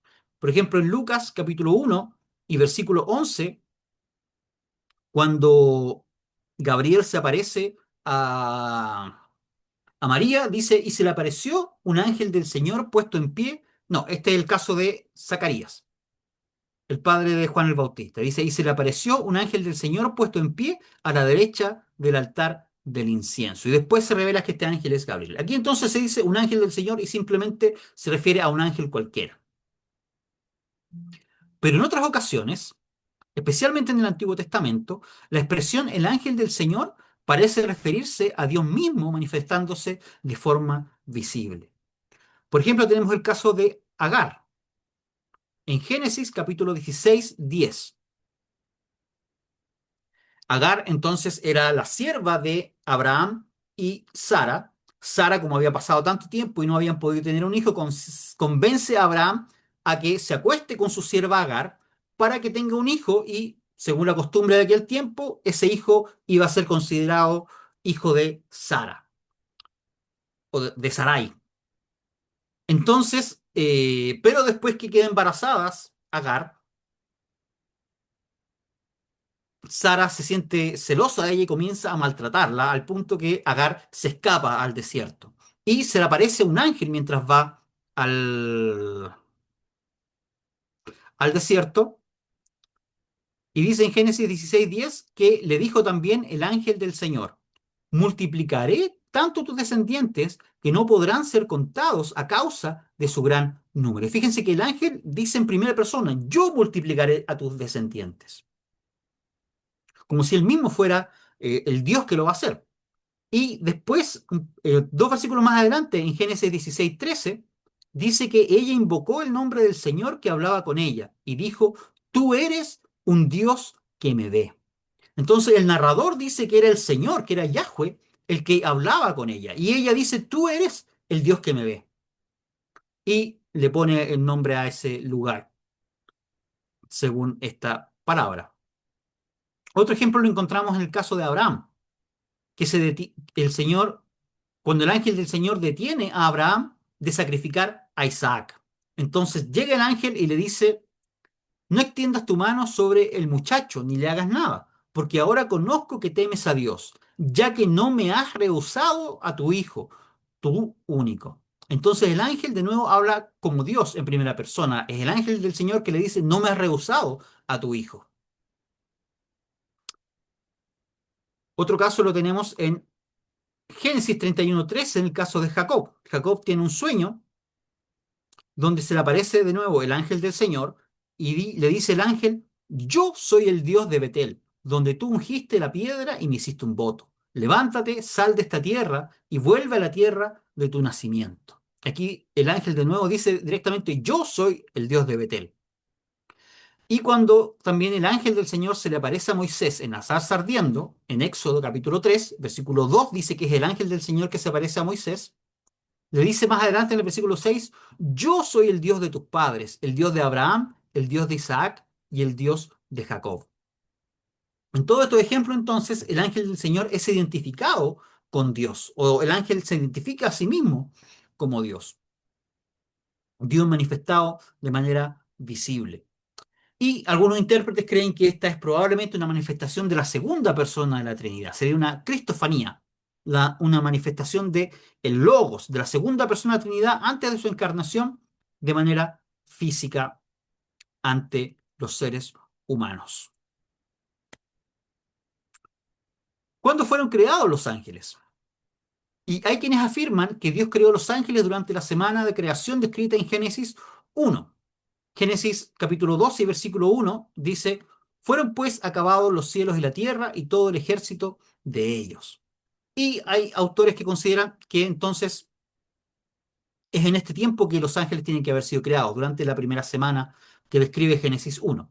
Aunque no se menciona en ningún momento en ese capítulo la creación de los ángeles. Esta es la posición que tiene el libro que estaba utilizando yo. Los libros que estaba utilizando yo para preparar este tema. Pero yo no estoy convencido. En mi opinión personal, no estoy totalmente convencido de eso, porque en Génesis 1 se describe la creación del universo material. Y no es claro entonces que se incluye la creación de los ángeles, que son seres inmateriales. No sé si me explico. O sea, en Génesis 1 se describe la creación de los cielos y la tierra, del universo material, y por lo tanto no es claro que incluya a los ángeles.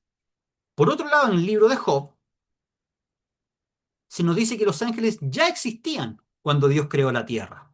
En Job, capítulo 38, versículos 6 y 7, eh, Dios está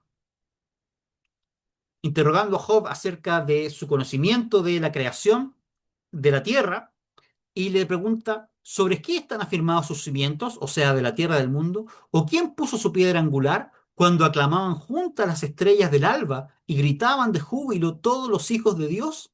Es decir, está diciendo que cuando Dios creaba la tierra, los ángeles estaban adorando a Dios, aclamaban, dice, gritaban de júbilo.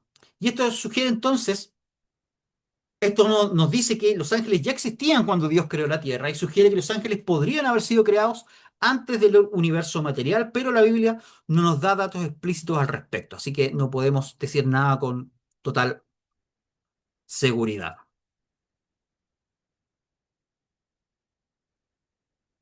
¿Cuál es el propósito que tienen los ángeles dentro del plan de Dios? ¿Cuál es su propósito? En primer lugar, los ángeles llevan a cabo algunos de los planes y propósitos de Dios. Por ejemplo, los ángeles llevan mensajes a la gente. Esto es tal vez lo más común en la Biblia.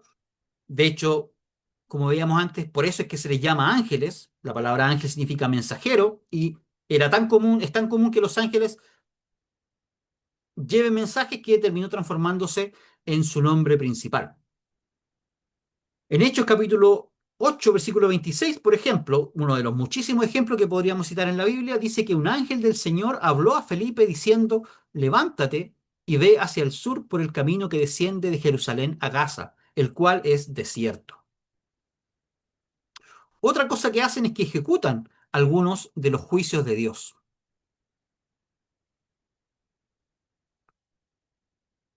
Por ejemplo, en 2 de Samuel, capítulo 24, versículo 15 y 16,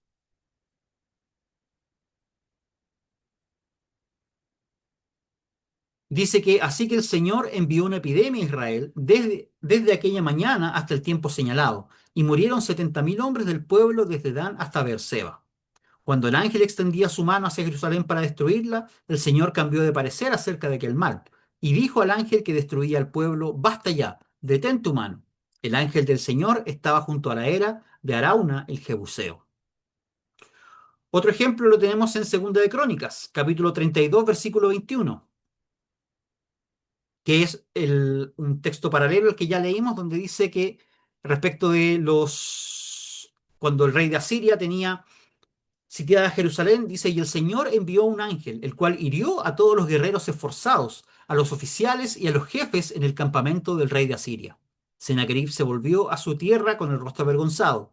Cuando entró en el templo de su Dios, algunos de sus propios hijos lo mataron allí a espada. Hechos, capítulo 12, versículo 21. En un día señalado, Herodes, vestido de sus vestiduras reales, se sentó en el tribunal y les arengaba al pueblo. Y el pueblo aclamaba diciendo, voz de un Dios y no de un hombre. De repente le hirió un ángel del Señor, por cuanto no dio la gloria a Dios, y murió comido de gusanos. Todos estos son casos entonces de juicios de Dios realizados por ángeles. Y finalmente, eh, cuando venga el fin de los tiempos, también los ángeles van a tomar parte en el juicio de Dios sobre la humanidad. Apocalipsis 16:1, Juan dice, entonces oí una gran voz que desde el templo decía a los 7 ángeles, vayan y derramen las 7 copas de la ira de Dios sobre la tierra. Los ángeles entonces ejecutan algunos de los juicios de Dios. Los ángeles también luchan, se enfrentan contra las fuerzas demoníacas. En Daniel capítulo 10, versículo 13 y 20, el versículo 13 de Daniel 10 dice, de nuevo, ya lo explicamos antes,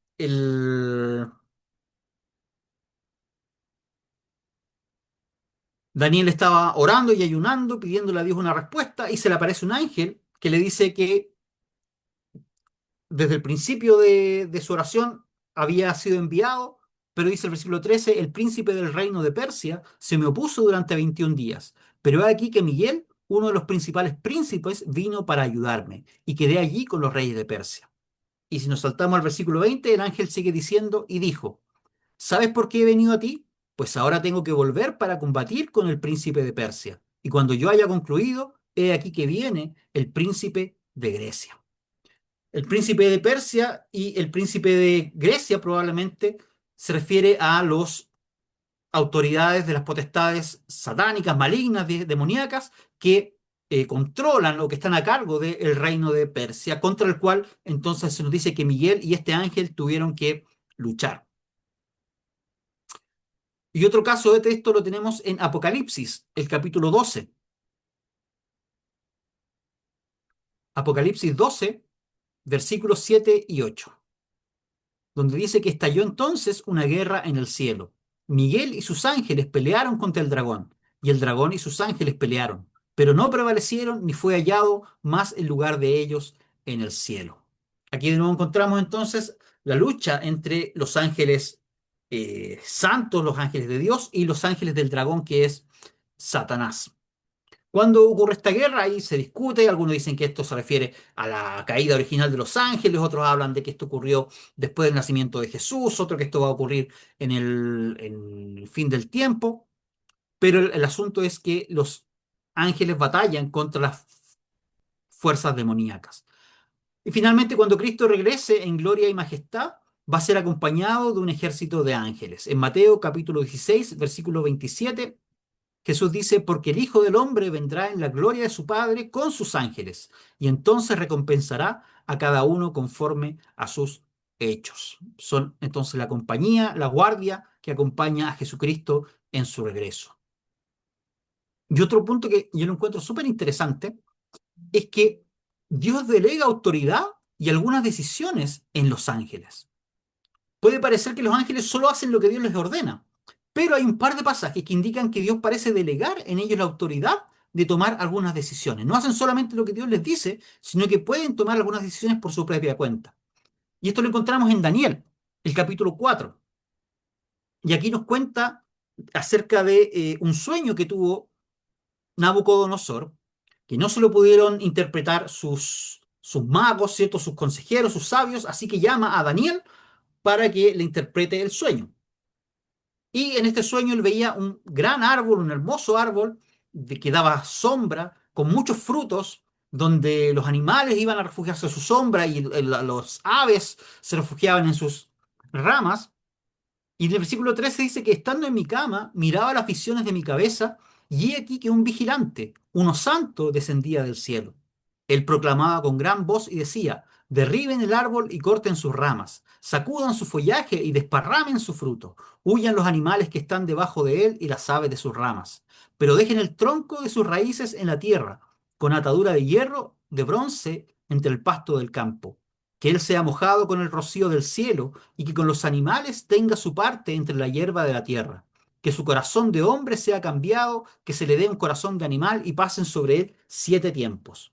La sentencia fue por decreto de los vigilantes y la decisión por la palabra de los santos, para que los vivientes reconozcan que el Altísimo es Señor del reino de los hombres, que lo da a quien quiere y que constituye sobre él al más humilde de los hombres.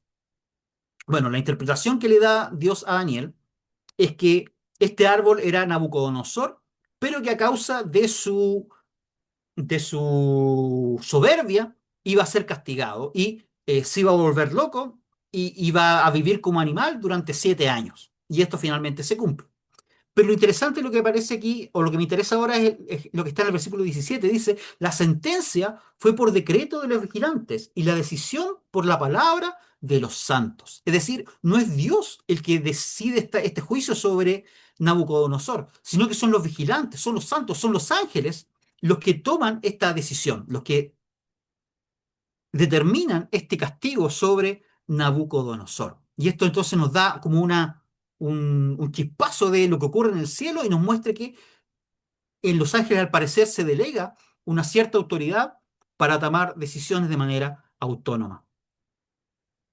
Otro pasaje interesante lo encontramos en Primera de Reyes capítulo 22. Primera de Reyes capítulo 22.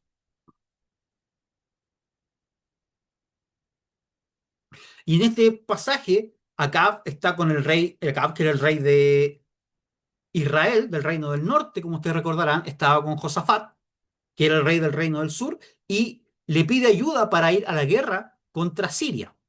Y entonces a pedido de Josafat, llaman a los profetas para que les digan cómo les va a ir, y todos los profetas le anuncian la victoria. Josafat dice, pero ¿no queda algún profeta de Jehová con el que podamos consultar? Y acá manda a llamar a Micaías, que le dice que queda uno, pero no me gusta porque siempre me profetiza cosas malas. Y a pedido de Josafat mandan a llamar a este profeta Micaías. Y en Primera de Reyes, capítulo 22, versículo 19, dice, luego dijo Micaías, escucha pues la palabra del Señor. Yo he visto al Señor sentado en su trono, y todo el ejército de los cielos estaba de pie junto a él, a su derecha y a su izquierda. Entonces el Señor preguntó, ¿quién inducirá a Acab para que suba y caiga en Ramot de Galaad? Y uno respondía de una manera y otro respondía de otra manera. Entonces salió un espíritu, se puso delante del Señor y dijo, yo lo induciré. El Señor le preguntó, ¿de qué manera? Y él le respondió, saldré y seré espíritu de mentira en la boca de todos sus profetas. Y el Señor dijo, tú lo inducirás y también prevalecerás. Sal y hazlo así. Ahora pues, he aquí que el Señor ha puesto un espíritu de mentira en la boca de todos estos tus profetas, porque el Señor ha decretado el mal con respecto a ti. Y este es un pasaje súper interesante, súper curioso y eh, inspira un montón de preguntas, pero lo que quiero destacar ahora es que Dios consulta con sus ángeles. No es que Dios diga esto es lo que va a suceder, sino que le pregunta a sus ángeles que ellos decidan, que ellos propongan ideas de cómo juzgar a Acab, de cómo inducirlo para que vaya a la guerra y sea muerto en esta guerra. Y uno de los ángeles entonces le da una opción que es la que Dios finalmente acepta y le encarga entonces esta misión. Dios entonces parece que le da cierta libertad a los ángeles para tomar decisiones y para proponer algunas veces el curso de acción. Los ángeles después protegen a los creyentes, como ya vimos en el Salmo 91:11, dice, pues a sus ángeles dará órdenes acerca de ti para que te guarden en todos tus caminos. Y el Salmo 34:7, el ángel del Señor acampa en derredor de los que le temen y los libra. Y hay varios ejemplos en la Biblia de ángeles protegiendo o ayudando a los creyentes. Por ejemplo, en Daniel 6:26, un ángel cierra la boca de los leones cuando Daniel está en el foso de los leones. En Génesis capítulo 19, dos ángeles sacan a Lot y a su familia de Sodoma antes de su destrucción, para que no perecieran con la ciudad. En Primera de Reyes capítulo 19, versículo 7, Primera de Reyes 19, 5 al 7, un ángel le provee alimento y bebida a Elías para fortalecerlo mientras huía de Jezabel. En Hechos 5:18, los apóstoles son liberados de la cárcel por un ángel. En Hechos 12, Pedro es librado de la cárcel también por un ángel. Y lo que yo me preguntaba cuando estudiaba este es cuántas veces quizás los ángeles nos han librado de algún peligro, cuántas veces hemos estado expuestos a un peligro y los ángeles nos han protegido, incluso sin que nos diéramos cuenta. Tal vez ni siquiera nos dimos cuenta que estábamos en peligro, pero los ángeles estaban ahí guardándonos y protegiéndonos. Finalmente, los ángeles glorifican a Dios. No solo nosotros los humanos somos llamados a adorar a Dios, sino que esta es una de las principales funciones de los ángeles. El Salmo 138:20 dice, bendigan al Señor ustedes sus poderosos ángeles que ejecutan su palabra obedeciendo la voz de ella. Y Apocalipsis capítulo 5 y versículo 11, Juan dice, y miré y oí la voz de muchos ángeles alrededor del trono y de los seres vivientes y de los ancianos. El número de ellos era miríadas de miríadas y millares de millares, y decían a gran voz, digno es el Cordero que fue inmolado de recibir el poder, las riquezas, la sabiduría, la fortaleza, la honra, la gloria y la alabanza. Y como veíamos también antes, los serafines continuamente adoran a Dios por su santidad y al igual que los seres vivientes de Apocalipsis. Para terminar, ¿cuál es nuestra relación con los ángeles? Hay varias maneras en que nuestra vida cristiana se ven enriquecidas por una conciencia de la existencia y ministerio de los ángeles. En primer lugar, cuando nos acercamos a Dios en adoración, ya sea de manera personal o sobre todo cuando nos congregamos en la iglesia para adorar a Dios, nos unimos a la adoración celestial de los ángeles. Hebreos capítulo 12, versículos 22 y 23 dice, más bien se han acercado al monte Sión, a la ciudad del Dios vivo, a la Jerusalén celestial, a la reunión de miríadas de ángeles. Ese es el versículo 22. Entonces este hecho enriquece nuestro sentido, según Wayne Grudem escribe que este hecho de que cuando adoramos nos unimos a los ángeles enriquece nuestro sentido de reverencia y gozo en la presencia de Dios, si apreciamos que los ángeles se unen a nosotros en adoración a Dios. También los ángeles observan nuestra obediencia y desobediencia durante el día. Y este, de hecho, debiese motivarnos a vivir en santidad. El pensar que aquellas cosas que hacemos cuando nadie nos ve, pensamos que nadie nos ve, nadie lo sabe, los ángeles lo ven, los ángeles lo saben. Y eso debiese ser una de las motivaciones, no la única ni la principal, pero una motivación para vivir en santidad. Y por otro lado también, cuando hemos sido fieles a Dios, cuando hemos obedecido a Dios, pero parece que nadie aprecia nuestra fidelidad, nadie aprecia nuestra obediencia, nadie ve lo que hemos hecho o los sacrificios que hemos hecho, los ángeles lo ven y se gozan en ella. Ellos celebran nuestra obediencia y nuestra fidelidad. El libro de Hebreos, como también decíamos antes, nos motiva a mostrar hospitalidad, recordándonos que algunos sin saberlos hospedaron ángeles y lo mismo nos podría pasar a nosotros. En Hebreos capítulo 13 y versículo 2. Y esto sea probablemente una referencia al caso de Abraham, como veíamos antes, y de Lot, en Génesis capítulo 19. Y finalmente los ángeles nos protegen, como leíamos recién, y por lo tanto cuando somos inesperadamente librados de alguna situación de peligro o dificultad, podemos sospechar que Dios ha enviado a sus ángeles a ayudarnos y a protegernos. ¿Qué precauciones tenemos que tener respecto a los ángeles? En primer lugar, el cuidado de recibir falsa doctrina de parte de los ángeles. La Biblia nos advierte de este peligro de recibir doctrina falsa de supuestos ángeles. En Gálatas 1:18, por ejemplo, Pablo le dice a los Gálatas, pero aun si nosotros mismos o un ángel del cielo les anunciara un evangelio diferente del que les hemos anunciado, sea anatema. Es decir, aun si un ángel nos trae una doctrina que es distinta al evangelio que tenemos registrado en la Escritura, tenemos que rechazarlo. Segunda de Corintios capítulo 11, versículo 14, Pablo dice, y no es de maravillarse porque Satanás mismo se disfraza como ángel de luz. Estos textos entonces muestran la posibilidad de ser objeto de engaños satánicos, tentándonos a desobedecer la enseñanza clara de la Escritura. Tenemos que ser escépticos de cualquier supuesta doctrina nueva entregada por supuestos ángeles. Y un ejemplo de esto la tenemos en la enseñanza de los santos de los últimos días, de los mormones, que afirman que su profeta eh, Joseph Smith habría recibido revelaciones nuevas de parte de ángeles, que por supuesto se contraponen con lo que la palabra enseña. Tenemos que recordar que el canon de la Escritura está cerrado y que no hay más revelación de doctrina. Y por lo tanto, cualquier afirmación de haber recibido nueva revelación doctrinal por medio de ángeles o de otra manera, tiene que ser rechazada. En segundo lugar, no tenemos que adorar a los ángeles, orarles o buscarlos. No tenemos que adorar o rendir culto a los ángeles. En Colosenses, capítulo 2 y versículo 18, Pablo dice, nadie los prive de su premio, fingiendo humildad y culto a los ángeles, haciendo alarde de lo que no ha visto, vanamente hinchado por su mente carnal.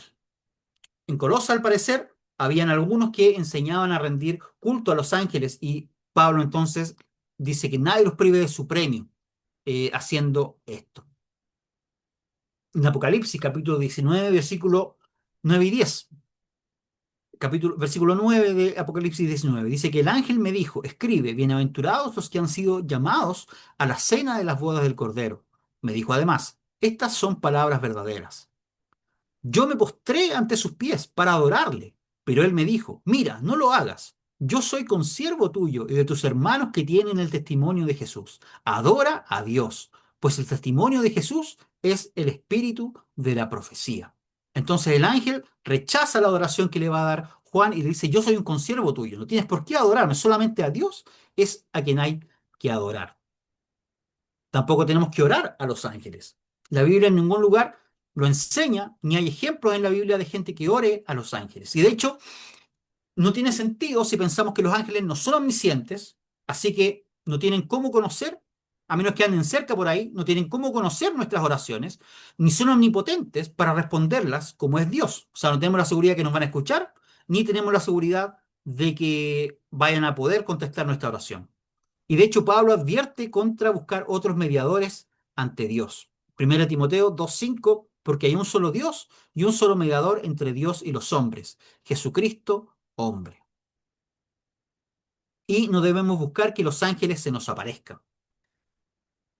Muchos nos encantaría tener una visión de un ángel, nos encantaría que se nos apareciera un ángel, pero en la escritura nadie busca la aparición de los ángeles. No hay nadie que esté buscando que los ángeles se aparezcan, sino que estos aparecen de manera espontánea, inesperada, por iniciativa divina, no por iniciativa humana.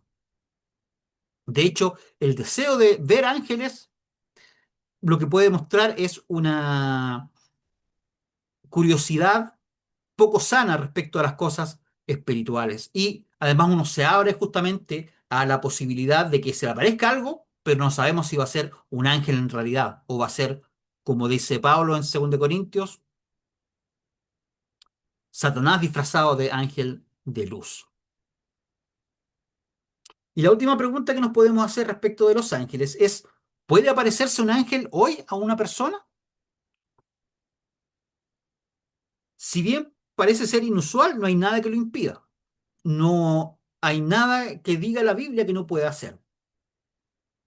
Y el autor de Hebreos parece considerar que es posible que podemos ángeles sin saberlo, como leíamos en Hebreos capítulo 13 y versículo 2. Y hay algunos eh, testimonios contemporáneos de gente que afirma haber recibido la visita de ángeles. Si bien los ángeles no pueden darnos nueva revelación doctrinal, como decíamos, podrían darnos otro tipo de información. O podrían, por ejemplo, venir a traer consuelo, protección, darnos otro tipo de información, pero eh, no revelación doctrinal. Y en último término, nuestra regla infalible de fe conducta es la escritura, no las revelaciones traídas por supuestos ángeles que podrían encontrarse con nosotros. Entonces podría suceder, pero no es algo que debamos esperar, no es algo que debamos buscar, y en caso que sucediera, siempre debemos juzgar la experiencia a la luz de la escritura. Y con eso terminaríamos la doctrina de los ángeles. Espero que haya sido interesante para ustedes. Y la próxima semana, que sería el próximo martes, que sería la última clase de Teología Sistemática 1, estudiaremos la doctrina de los demonios para terminar con este tema. Así que Dios les bendiga y dejo a los directores por si es que tienen alguna cosa que decir.